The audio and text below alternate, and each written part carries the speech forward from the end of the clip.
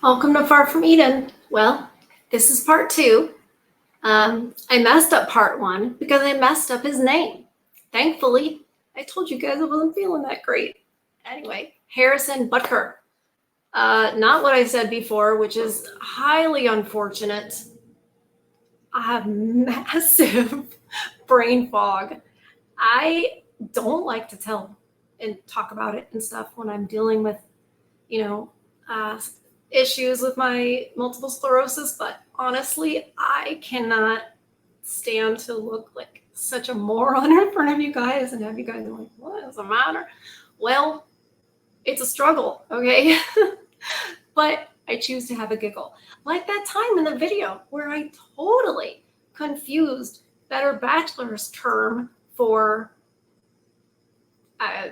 grape for regular bedroom fun. Throughout the whole video, I did it. And then last video about this wonderful young man. Oh, I'm going to say his name wrong. These things used to make me not post as many videos, but I feel like we're all getting to know each other. And by now, you kind of know me and you're used to the dorkiness and the sometimes scatterbrained stuff that happens. So this is part two of Harrison Butker's speech. In the first part, where I messed his name up, it is about the authority in the Catholic Church, about the authority in this country, and how it's not true to the truth that they supposedly believe. And the fact that he was challenging that. First, personally, I've never heard a Catholic outright, I've never heard a devout Catholic outright criticize Catholic leadership like that. I'm just blown away by it. The bravery all around. He is not afraid to make enemies of people. And that is exactly what you have to do when you understand what truth is. We've all learned that a little bit. We've got people running around saying things we know aren't true and wanting us to believe those things too. And people just kind of roll over and they don't stand up for what's real. They're almost playing along. So it's so inspiring to see this young man speaking this way. I really hope that other young men and older men listen to what he's saying, and I hope women listen to what he's saying. There's going to be a lot of women that don't like what he's going to say, especially the second part. I've seen parts of this, and the people are freaking out. The leftists are freaking out. The feminists are freaking out. Communists are freaking out. Why? Why would they be? Well, it's very pro-family. It's very pro-nuclear family. It's very pro-traditional family. And well, they hate that. The family is the building block of society. And when family breaks apart, it makes it very easy for the overlords to take more power. And that's exactly why, I mean, it's not a secret that communists want to destroy the family. It's not a secret. They literally say it. But, we're not allowed to get mad about that. We're not allowed to speak. We're not allowed to say what he's saying. The NFL is, by now he could have lost his job by now. I don't know. These things happen so fast. He could be canceled by now. This whole channel could be taken down because I'm showing part of his speech. That's the world we live in today. Can you guys believe that? Sometimes I just stop and I'm like, oh my God, we live in that world. It's 1984. It's 1984.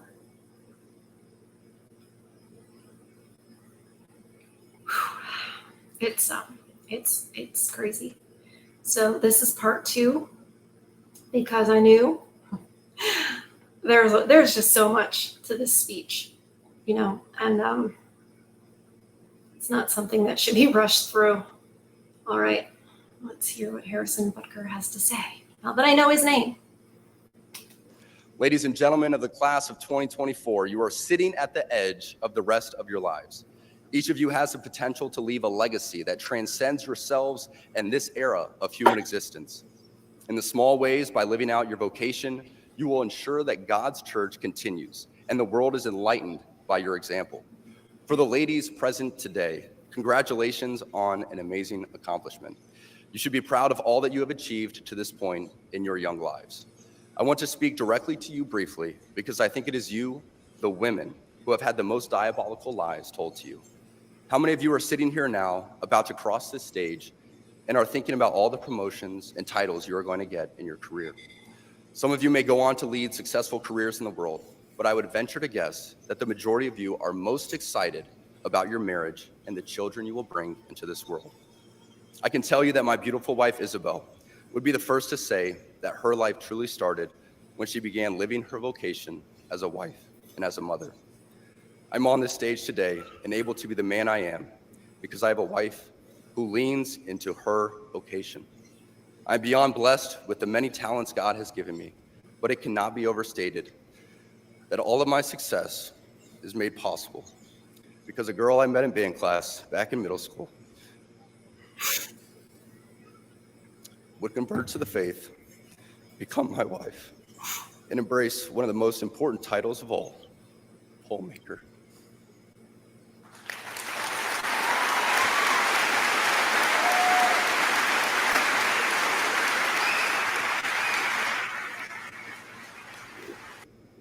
You guys, that is such a moving moment.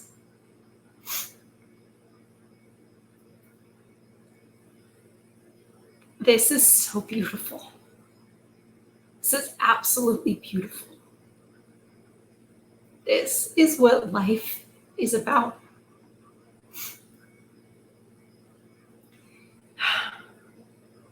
This is what life's about.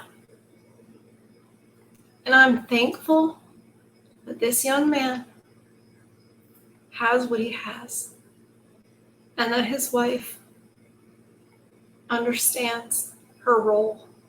And I pray that she always does and doesn't let any of this propaganda or he should do this or or, when the marriage hits rough time, because it's life and life gets rough, that you just hold on tight. You don't fail. This man's speech has touched me so deeply. The fact that he would be this burden. In a way, he's in enemy territory. Yes, it's a Catholic school with Catholic audience, and he's Catholic, I understand, but it's still a college. And colleges are notoriously woke, even the religious ones. And he plays in the NFL, In the NFL, you can be a criminal. You can beat a woman up. But you better not say that she's happy as a homemaker.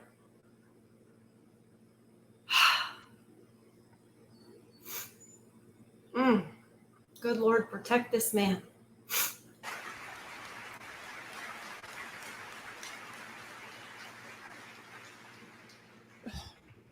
She's a primary educator to our children. She's the one who ensures I never let football or my business become a distraction from that of a husband and father. She's the person that knows me best at my core, and it is through our marriage that, Lord willing, we will both attain salvation. I say all of this to you because I have seen it firsthand, how much happier someone can be when they disregard the outside noise and move closer and closer to God's will in their life. Isabel's dream of having a career might not have come true, but if you asked her today if she has any regrets on her decision, she would laugh out loud without hesitation and say, heck no. As a man who gets a lot of praise and has been given a platform to speak to audiences like this one today, I pray that I always use my voice for God and not for myself. Everything I am saying to you is not from a place of wisdom, but rather a place of experience. I am hopeful that these words will be seen as those from a man not much older than you, who feels it is imperative that this class, this generation, and this time in our society must stop pretending that the things we see around us are normal. Heterodox ideas abound even within Catholic circles, but let's be honest, there is nothing good about playing God with having children, whether that be your ideal number or the perfect time to conceive. No matter how you spin it, there is nothing natural about Catholic birth control. It is only in the past few years that I have grown in courage to speak more boldly. I'm sorry to interrupt him. I just want to give the female perspective on this a little bit.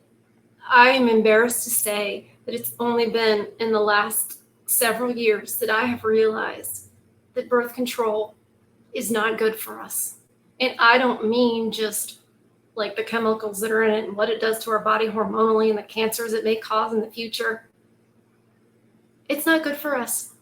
It's not, it goes against nature, and it goes against God's order. So even if somehow you're an atheist and you're still listening, don't you believe in nature? Don't you believe in biology? Don't you want what's best for your species? And don't you understand that's not letting it die out? I understand the overlords are saying that, oh, we have overpopulation and blah, blah, blah, blah, blah. It's not true. God said, be fruitful and multiply. He meant it. He meant it then in the garden, and he still means it. I don't know why we always think somehow, well, we live in different times. So what?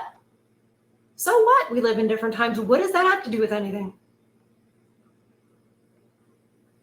Just because people have gotten further away from God doesn't mean that that's okay and that somehow is what the time is. That makes no sense. It makes no sense. Like, oh, morals are different now. No, they're not. What God wants from us is different now. No. Why? Birth control is not good. There's no need for birth control. Shouldn't be fornicating anyway. And when you have a spouse, you have the children you have. And if times are a little rough, if money's a little short, well, you do the best you can with figuring out the best days to be intimate in the month. But we're supposed to trust in God. And for the majority of human history, people had the kids they had within a marital situation. That's just what happened. It's only been in recent history that it's been like, oh, family planning and birth control. And I know people have gone on here and told me to stop spreading lies about birth control came out in the 1960s. I am sure there were things people did. I don't know about all the different cultures of the world, but as far as I know, Christendom wasn't all about the birth control and sex outside of marriage until here lately, in the last 40, 80 years, 40, 60 years. Math is hard.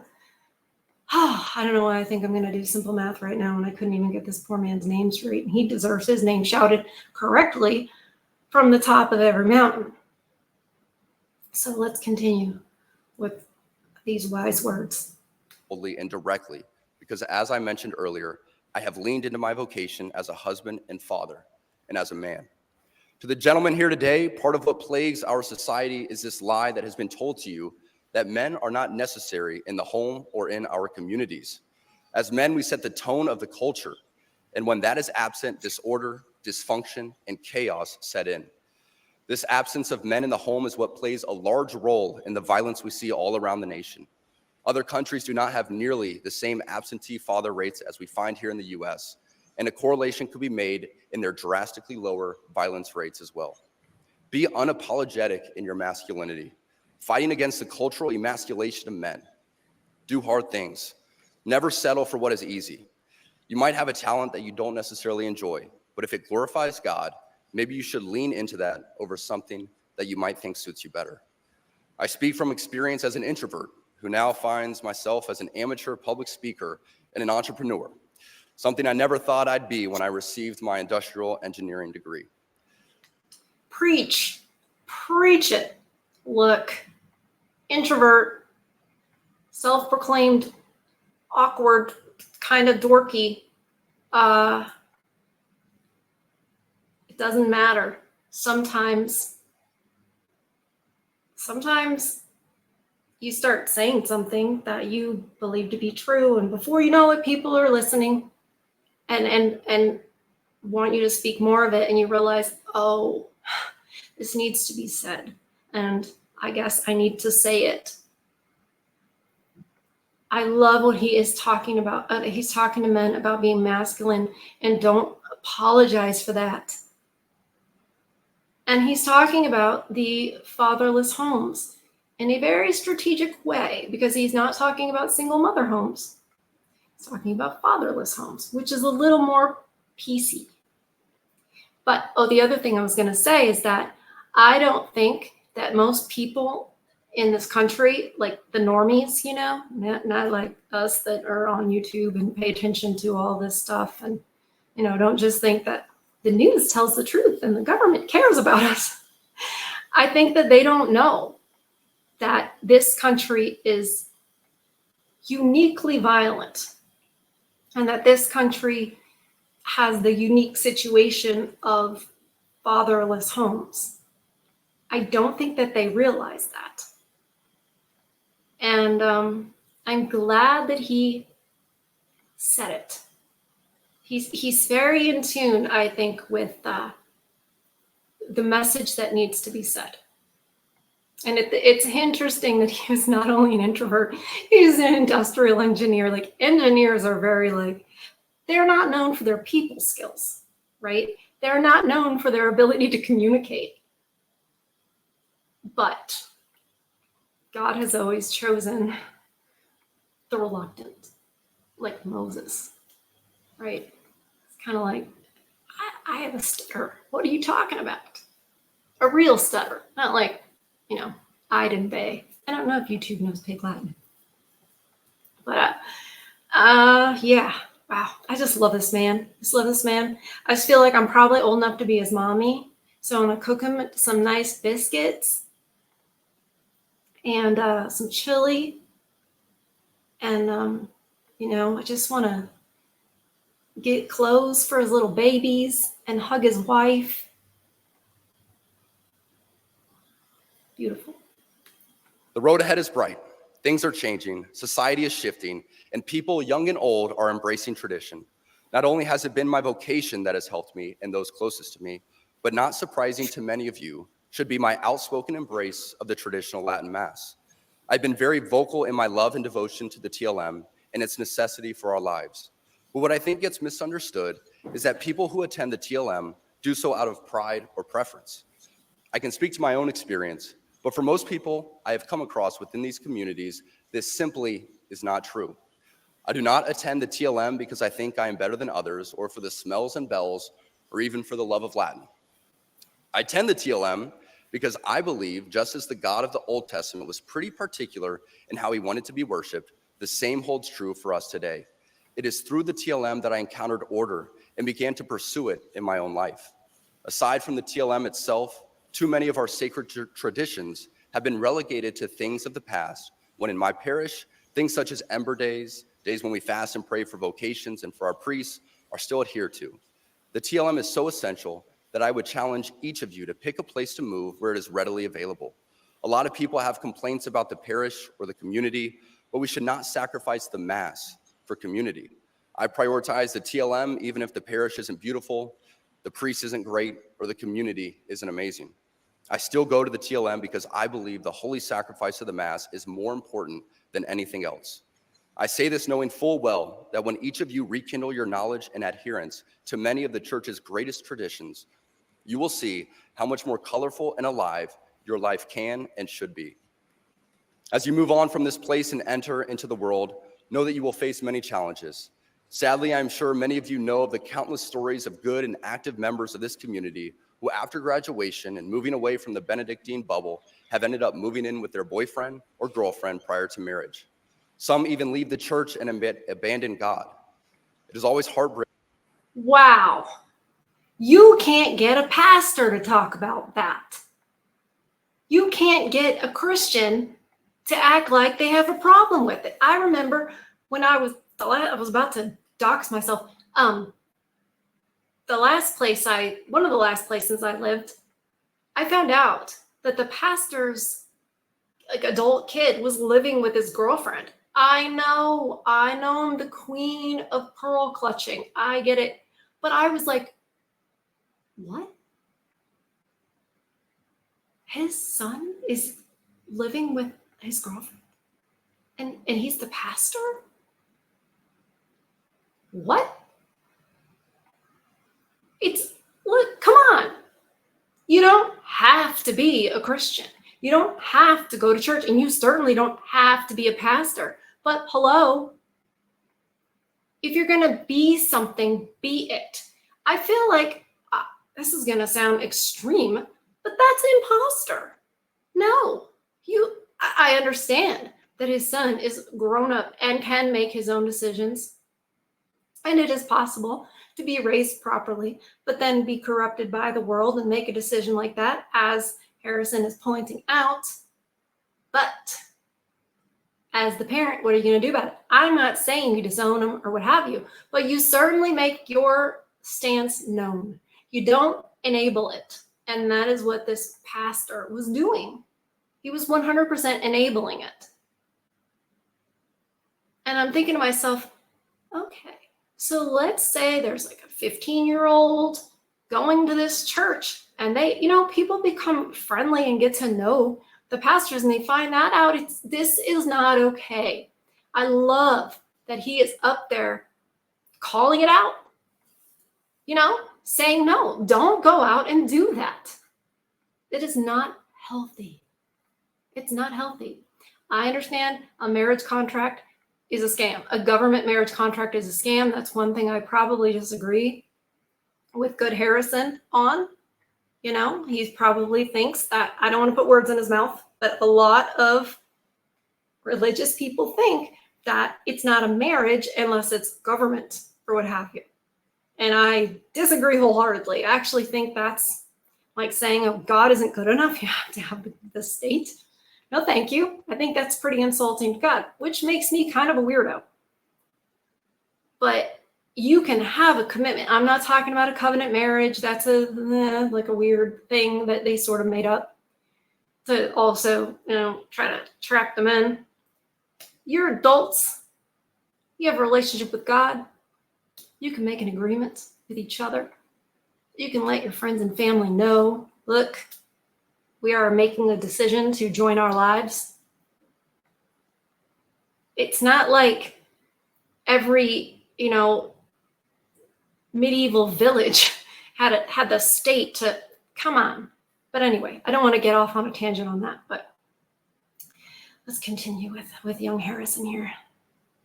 Breaking to hear these stories, and there's a desire to know what happened and what went wrong. What you must remember is that life is about doing the small things well, setting yourself up for success, and surrounding yourself with people who continually push you to be the best version of you. I say this all the time, that iron sharpens iron. It's a great reminder that those closest to us should be making us better. If you are dating someone who doesn't even share your faith, how do you expect that person to help you become a saint? If your friend group is filled with people who only think about what you're doing next weekend and are not willing to have those difficult conversations, how can they help sharpen you? As you prepare to enter into the workforce, it is extremely important that you actually think about the places you are moving to. Who is the bishop? What kind of parishes are there? Do they offer the TLM and have priests who embrace their priestly vocation? Cost of living must not be the only arbiter of your choices, for a life without God is not a life at all, and the cost of salvation is worth more than any career. I'm excited for the future, and I pray that something I have. Whoa. Yes, absolutely. Oh my goodness. I got to hear that again. We got to go back. I know. I don't, it doesn't, the keys don't work as well with Twitter. So I will do my best, because that was, as the young ones say, that was fire. Such a dork. Okay. Hopefully I did the right rewinding. That's iron. It's a great reminder that those closest to us should be making us better. If you are dating someone who doesn't even share your faith, how do you expect that person to help you become a saint? If your friend group is filled with people who only think about what you're doing next weekend and are not willing to have those difficult conversations, how can they help sharpen you? As you prepare to enter into the workforce, it is extremely important that you actually think about the places you are moving to. Who is the bishop? What kind of parishes are there? Do they offer the TLM and have priests who embrace their priestly vocation? Cost of living must not be the only arbiter of your choices, for a life without God is not a life at all, and the cost of salvation is worth more than any career. I'm excited for the future, and I pray that something I have said will resonate as you move on to the next chapter of your life. Never be afraid to profess the one holy, Catholic, and apostolic church, for this is the church that Jesus Christ established, through which we receive sanctifying grace. I know that my message today had a little less fluff than is expected for these speeches, but I believe that this audience and this venue is the best place to speak openly and honestly about who we are and where we all want to go, which is heaven. I think. You know what? It's a graduation speech, and he said where we all want to go. And most of the time, when you're sitting in the auditorium or wherever it is with your cap and gown on, and you're thinking about where you're going to go, you're thinking here. You're not thinking here. And I think he nailed it there. We always have to think here. He said, when you're looking to like where you're going to move, firstly, consider not stay close to family. That's something I missed out on because my dad moved all around, and I missed out on, living near grandparents and aunts and uncles and having friendships in one place, not long distance friendships. But that's important to have, roots and foster those relationships. But yeah, cost of living, like think about what's really important. Goodness gracious. I feel like just nationwide, just no more commencement speakers, just play this tape for I know there would be people with septum rings and mohawks and, whatever, running, screaming from the hall because it's just so hateful. Listen to the hate just coming out of him. Can you imagine that people can watch this man speaking, calmly? You might not believe in what he's saying, but he's not being hateful. He's not being derogatory. He's not, I don't know. Let's let him finish. I know, I feel bad interrupting, but I want to give my perspective on it from where I sit in my life. And from, being Gen X and seeing, Gen Z. I mean, I suppose he's Gen Z. They're not all lost. Thank God for Benedictine College and for the example it provides to the world. I thank God for men like President Minnis who are doing their part for the kingdom. Come to find out, you can have an authentically Catholic college and a thriving football program.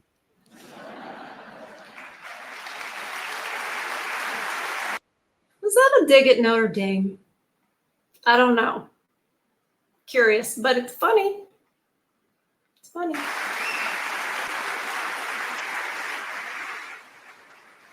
Make no mistake, you are entering into mission territory in a post-God world, but you were made for this, and with God by your side and a constant striving for virtue within your vocation, you too can be a saint. Christ is King to the heights.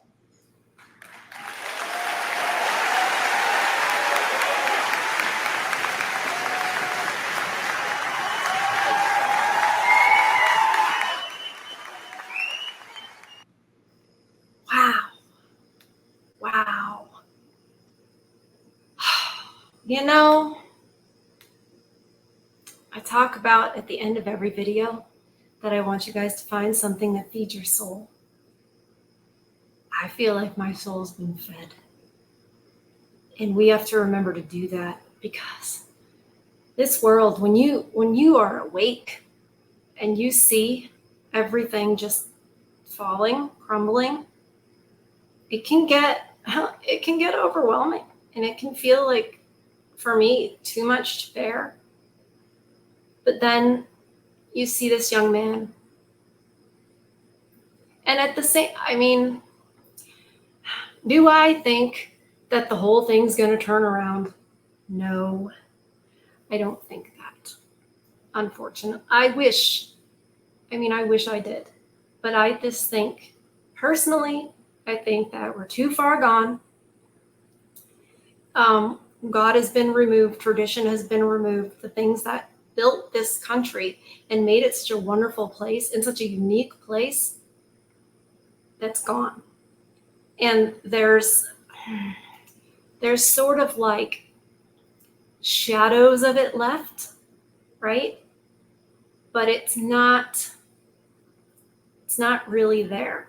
There are people who still go about their lives the way their parents did and their parents did and their parents did, but when they are doing the right thing, they don't even know why, but it's falling apart. The shoplifting, for example, and doing drugs just openly, on city sidewalks and in restrooms of restaurants like a Starbucks or a Panera or Denny's or somewhere like that. Like, I don't think it can be reversed. I don't think that nobody's voting out the tyranny, so to speak, because that's not a thing. However, it doesn't mean that we can't still celebrate for individuals, individual families, individual communities. That's what keeps us all going. That's what brought down the Soviet Union and the whole Eastern Bloc. People held on to their traditions in secret. They held on to the types of things that this young man was saying in secret, but they held on to it. And they kept it going. And eventually, it was stronger. Their traditions and their communities was so strong that the communist bloc couldn't stand anymore. They couldn't keep God out. They did for a while, but at the end of the day, they couldn't keep him out. And so, even though I think the United States is, I think we're on the, I don't think it exists anymore. But we do. We're here. And we have a responsibility to preserve what was. This young man is just an inspiration. Is it going to reverse all this degeneracy? No. But is it going to affect some hearts and minds that were in that room listening to him, or that saw it on Twitter, or that are listening to it now, or somebody else playing it? Yeah. It's powerful like that. That's how this book that's sitting next to me, that has an Old Testament and a New, has survived all this time. and affected the world in so many wonderful ways. So thank you guys for joining me on this one. And please check out part 1 if you haven't seen it, so you can see me absolutely embarrassingly butcher this poor young man's last name. Shameful. But I'm not making the video over again because it was, an organic response to his speech that I hadn't seen before. So I can't do that again. This is not like a kind of a YouTube channel. This is just me talking to you guys, right? That's what we're doing. It's not, I'm polished and I have producers and I'm just talking to you guys. So it'll be an inside joke, I guess. But I love you guys. I value you. You are appreciated. You have purpose. You do. If you haven't found it yet, doesn't mean you don't have it. And you do. And it doesn't mean it's a huge thing. It can be small. It can be so small. But a tiny mustard seed grows into a giant mustard plant. Love you guys. I'll see you on the next one. Be well.